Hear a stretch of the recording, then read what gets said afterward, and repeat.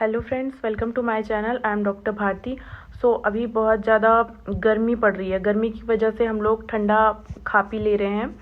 इसकी वजह से हमको बहुत ज़्यादा कफ, कोल्ड और फीवर हो जाता है।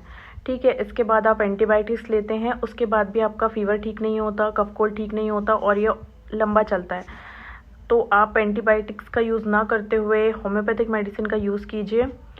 मेडिसिन बताने जा रही हूँ, उसके पहले आप अगर चैनल पे नए हैं तो चैनल को सब्सक्राइब कर लीजिए, वीडियो को लाइक कर दीजिए। मेडिसिन का नाम है नक्स वोमिका 30 और जेलसीमियम 30। ये दो मेडिसिन आप 2-2 बूंद करके दिन में 3 से 4 बार लीजिए। 7-8 दिन तक आप इसको लेते रहिए। आपका फीवर, कफ, कोल्ड सब कुछ ठीक हो जाएगा बिना किसी साइड इफ़ेक्ट के। Thank you.